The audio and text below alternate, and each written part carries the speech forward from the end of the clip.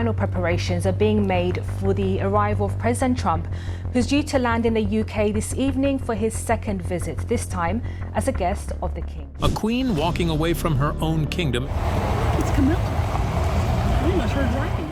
Is not the kind of image Britain expects to project. Yet whispers began the night Queen Camilla was spotted leaving the United Kingdom. Her motorcade gliding quietly into the shadows after a glittering state banquet with Donald Trump. President of the United States, Donald Trump, is at Windsor Castle tonight preparing for a state banquet hosted by the King and Queen. What had been revealed at Windsor Castle to provoke such a sudden departure? Is this the final straw for the Queen Consort? Join us as we unravel the banquet that started it all, the shocking fallout and the storm that followed. The banquet that was meant to be a triumph. Windsor Castle had long stood as the monarchy's grandest stage. Windsor Castle, the longest continually inhabited castle in the world, official residence of Her Majesty the Queen, and destination of 1 million visitors each year. The setting for moments designed to impress both the nation and the world. On the evening of the state banquet, every detail carried meaning. The chandeliers glistened like constellations. The vast dining hall was arranged with mathematical precision, and courtiers moved quietly to ensure that nothing fell out of place. For King Charles, this was not merely a ceremonial evening. It was his opportunity to demonstrate that his reign could embody continuity, grace, and authority. The guest of honor was Donald Trump, the American president whose larger-than-life persona dominates headlines across the globe. This is an historic state visit by President Trump and the First Lady. You can see them both standing right there next to King Charles and Queen Camilla at Windsor Castle. His presence, and that of his family, turned the banquet into a magnet for cameras. For Charles, the event served a double purpose. It was about reaffirming Britain's historic alliance with the United States and presenting his monarchy as confident and unified in the post-Elizabeth era. Beside him sat Queen Camilla, expected to carry her role with composure and stability. Draped in diamonds passed down through generations, she represented the institution's promise of tradition. Together, Charles and Camilla were meant to send a message that the monarchy remained unshaken and capable of dazzling in ceremony. What unfolded that night, however, would challenge that carefully crafted image. It did not take long for whispers to spread among guests and reporters alike. Who truly shone that evening? Camilla the Queen Consort, or Catherine the future Queen? A night of power, optics, and performance.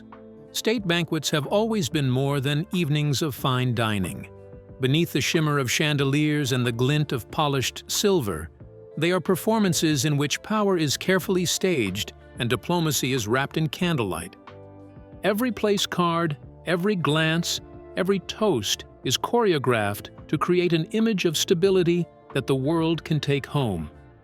Windsor Castle was bathed in golden light that night. St. George's Hall became less of a dining hall and more of a theater where symbols carried as much weight as speeches. President Donald Trump entered the room with his trademark energy, the kind that disregards mere protocol and leans into spectacle. His presence contrasted sharply with King Charles's restrained demeanor. Where Charles showed orderliness and the weight of tradition, Trump thrived on unpredictability and attention. The clash in styles was subtle, but unmistakable, each man representing a different kind of authority.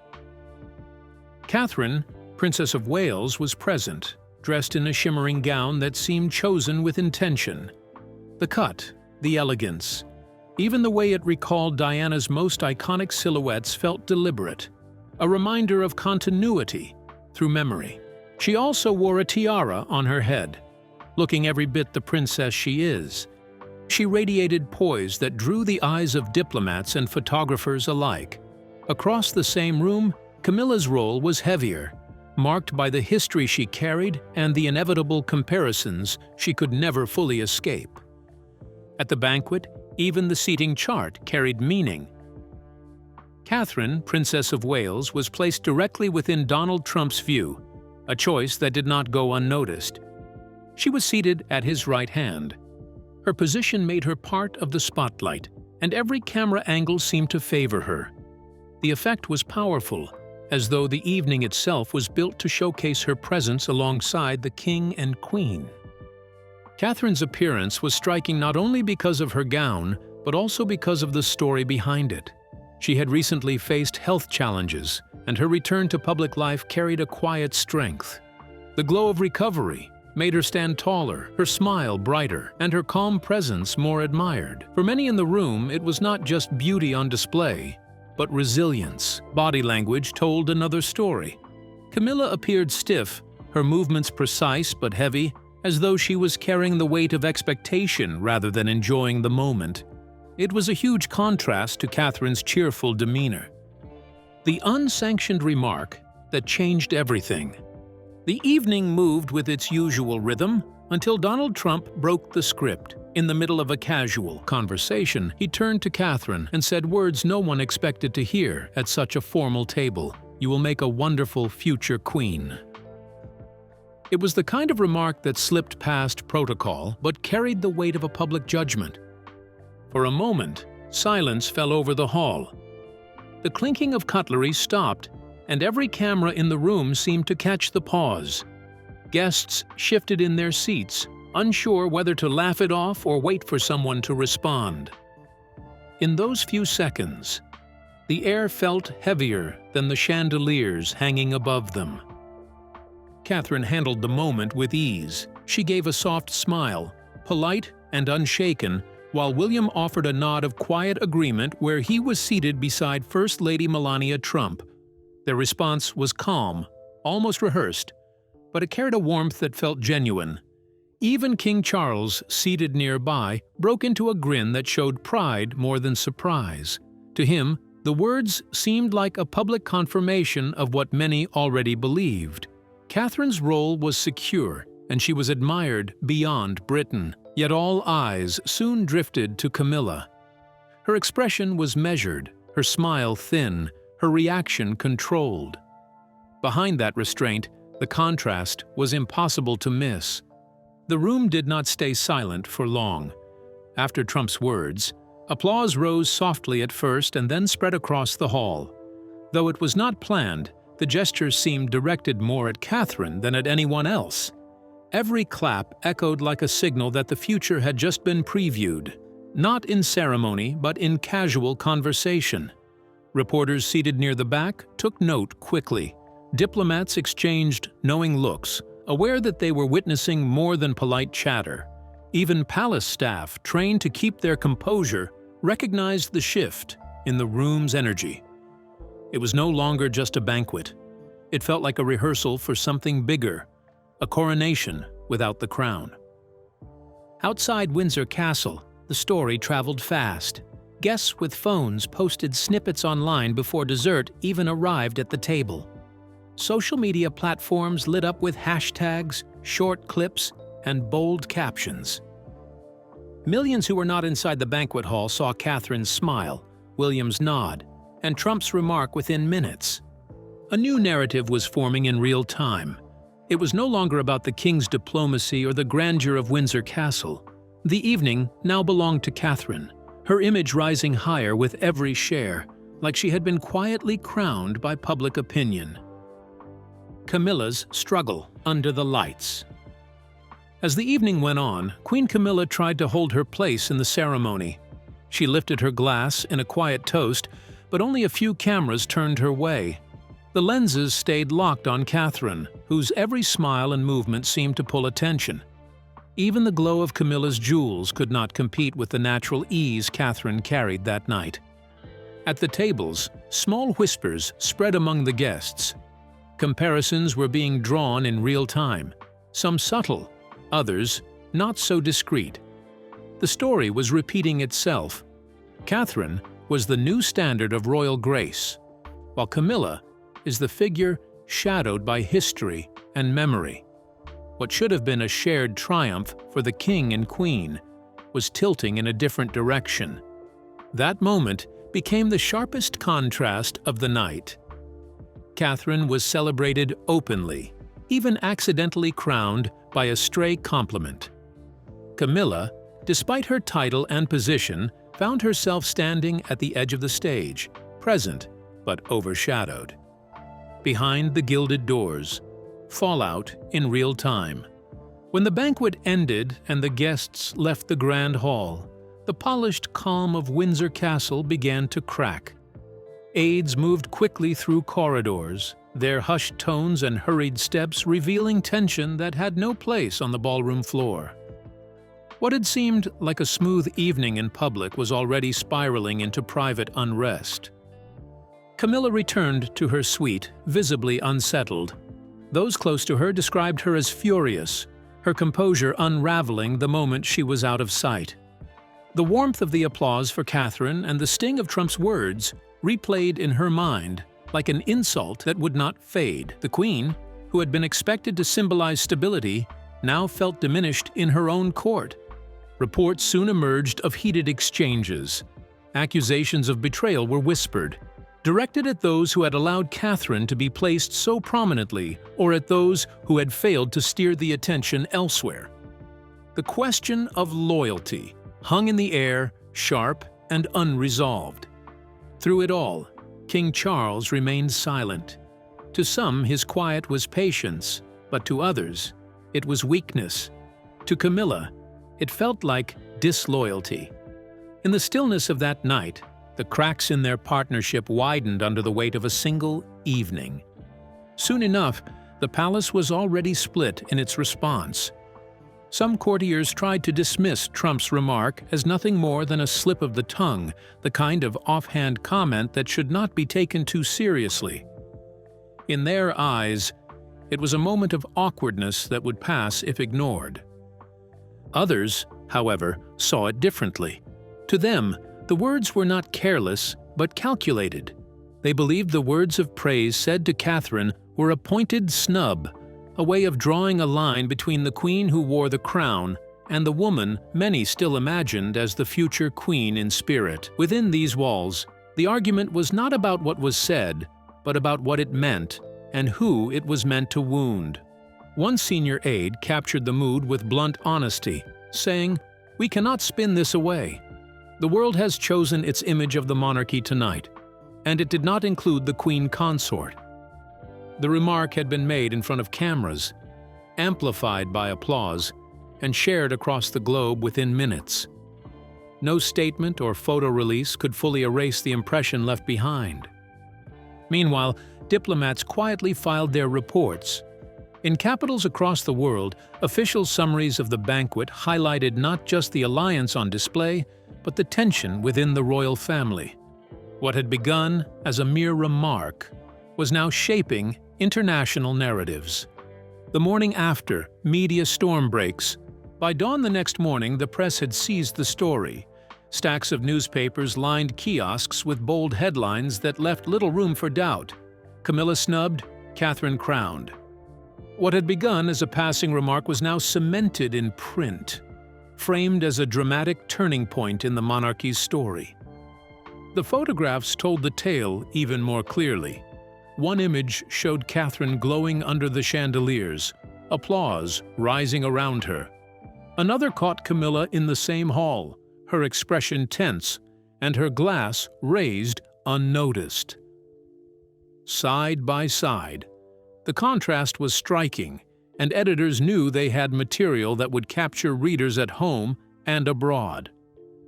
International media took the lead in shaping the narrative further.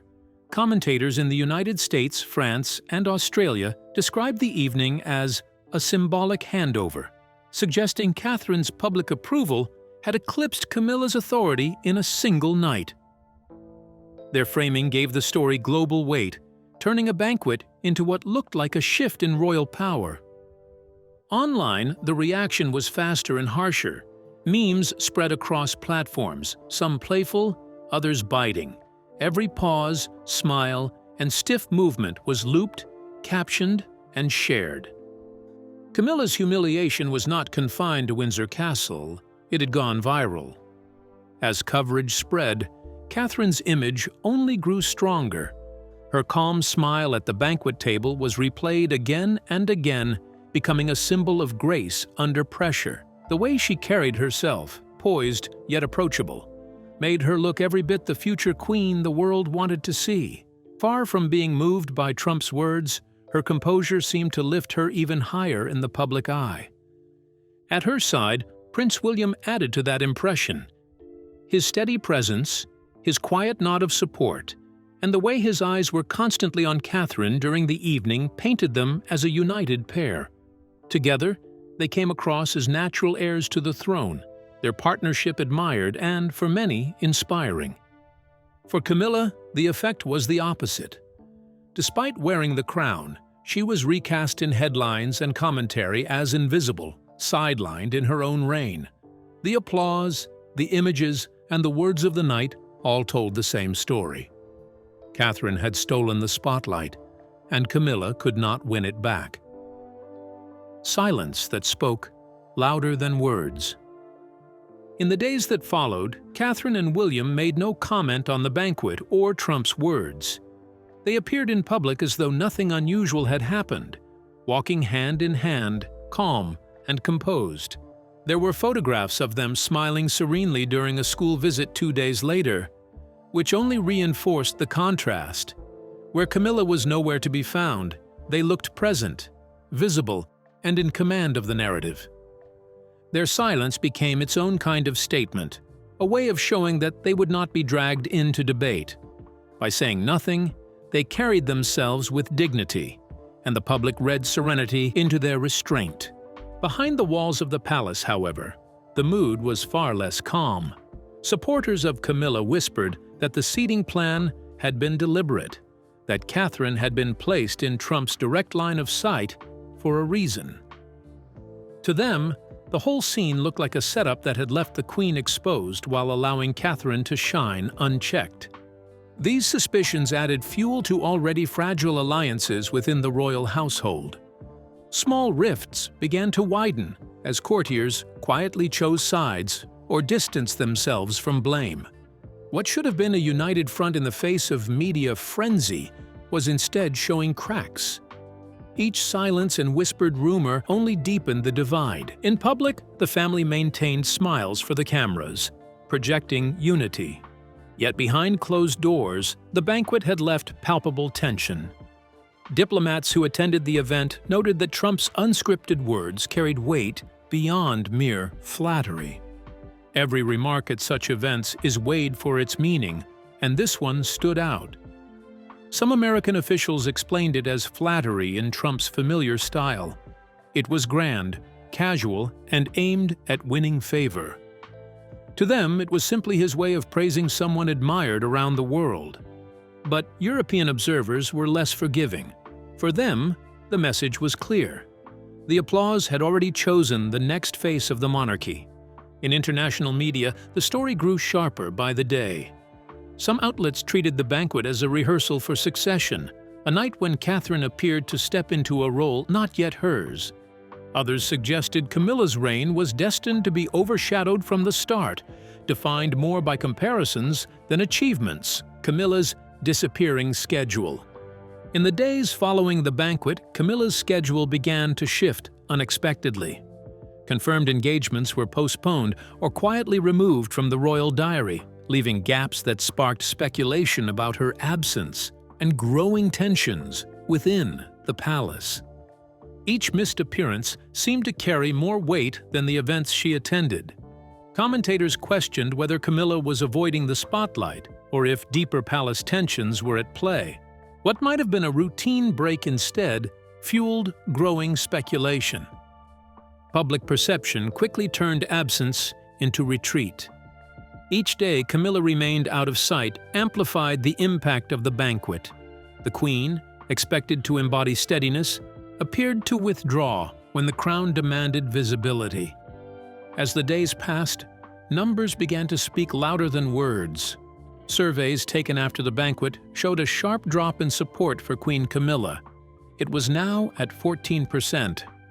The decline was steep enough to raise alarms inside the palace, with figures suggesting the public was losing confidence in her role as the steady partner beside the king. In contrast, Catherine's numbers soared. Approval ratings climbed past 70%, a level rarely reached by modern royals. Her calm smile at the banquet, paired with her recent health recovery, had struck a chord with people across Britain and beyond. She was seen not only as a future queen, but as the face of hope and renewal. The public story quickly turned into one of winners and losers. Headlines framed Catherine as the rising star, while Camilla was cast as struggling to hold ground. The narrative was harsh, but simple, and it spread quickly across newspapers, talk shows, and online debates. The blow-up reached its peak when late-night American hosts seized the story. One quipped, "Trump went to Buckingham and crowned a queen himself." Another comedian joked that Camilla should check Expedia for one-way tickets out of London, a joke that landed uncomfortably close to the rumors already circulating of her sudden departure. Inside the palace, panic began to grow. Each fresh headline made the damage harder to contain. What had started as an awkward remark over dinner was now reshaping public opinion. For Camilla, the battle was no longer about one evening. It was about whether she could still hold the loyalty of the nation. Inside Clarence House, fractures exposed. Behind the walls of Clarence House, there was a stillness that felt more dangerous than noise. Staff who had worked for years to project calm and unity now found morale slipping. Among aides, debate ran in circles. Some argued that the palace needed to present a united front, doubling down on the image of Charles and Camilla together. Others quietly suggested retreat, fewer appearances, less exposure, until the storm of attention on Catherine passed. Neither choice felt safe, and both carried risks the household was struggling to weigh. It was Princess Anne, known for her bluntness, who cut through the confusion. "It's not what he said," she remarked. "It's how the world heard it." To her, the problem was not the words themselves, but the fact that global opinion had already settled into a narrative the palace could not rewrite. Meanwhile, Charles was left pacing in anguish. He was torn between defending his wife and protecting the image of the crown. Silence looked weak, but choosing sides openly risked even greater damage. For the king, every step he took inside Clarence House reminded him of the narrowing path between personal loyalty and royal duty. For the watching world, the contrast between the two women was impossible to ignore. Catherine's serene composure was described as the face of modern monarchy. William's steady presence at her side reinforced that image, painting them as a team ready for the future. Every photograph carried weight. Every headline tilted toward the younger couple as the natural heirs not just to the throne, but to public trust. Meanwhile, Camilla's refusal to speak created its own story. Without her visible presence, speculation filled the void. Absence became retreat, and retreat was seen as weakness in the eyes of commentators. Even as the palace tried to project calm, the imbalance grew clearer by the day. In this battle of optics, Catherine could not lose. She had not spoken a word, yet her stature rose higher. Camilla, by contrast, seemed smaller with each cancelled appearance. The monarchy's image was visibly tilting, and the shift felt irreversible. As for King Charles, the fallout from the banquet carried a cruel irony. He had spent decades fighting for Camilla's acceptance, pushing through public anger, family resistance, and years of uneasy headlines. Her eventual recognition as Queen Consort was meant to be the victory that secured his legacy. Yet in one evening, much of that progress seemed undone. Trump's unscripted remark, paired with the world's reaction, reopened old wounds. Critics who had once softened now returned to familiar labels, calling Camilla the fragile link in the royal chain. Her crown, they said, had always been borrowed rather than truly earned. In the eyes of many, the banquet simply confirmed what they already believed, that the monarchy's future did not rest with her. Where Charles had fought to place Camilla beside him, global attention was already placing Catherine ahead of her. The contrast between decades of effort and a single night's damage was stark. For Charles, the bitter truth was unavoidable. Camilla's role had never been secure, not fully. Now, under the weight of a remark and the silence that followed, the crown he had placed upon her seemed more fragile than ever. And Camilla was about to react. Whispers of departure. Fact or symbol? In the days after the banquet, rumors began to swirl that Camilla had left the United Kingdom. Some reports spoke of late-night motorcades, blurred photographs at airports, and whispers from palace staff suggesting she had boarded a plane. Some said she had retreated to her private estate. Others hinted at travel abroad for a moment of respite. Nothing was confirmed, yet the news spread quickly. Whether these reports were true mattered less than the perception they created. The idea of a queen leaving her kingdom after a perceived slight proved far more potent than any official statement could counter. Her absence, real or imagined, spoke louder than her presence. With Catherine and William visible in calm, confident roles, Camilla's silence became the story. To observers, it looked less like rest and more like retreat. In a monarchy driven by symbolism, absence conveys meaning. Camilla's rumored departure, whether literal or symbolic, cemented the perception that she had been overshadowed and undermined by a single night. President Trump's unscripted compliment to Catherine was more than a casual remark. In the way it echoed through the hall, replayed in headlines, and shared across social media, it became a kind of accidental coronation. He had not placed a crown on her head, but the effect was almost the same. Catherine was suddenly seen as the embodiment of the monarchy's future, while Camilla faded into the background. Monarchies do not survive on power alone. They survive on how the public sees them. Trump's words, combined with the applause and global reaction, made that perception crystal clear. Catherine and William represented continuity, stability, and youth. In contrast, Camilla looked temporary, a figure who would always stand in the shadow of what was to come. The banquet, meant to strengthen Charles's reign, instead highlighted the fragility of his queen. Catherine's rise in the public eye was not forced nor planned, but it was unstoppable.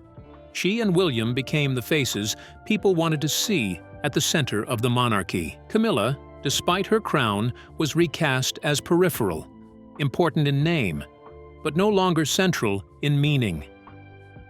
For Charles and Camilla, it revealed a hard truth. Maintaining credibility is far more difficult than staging pageantry.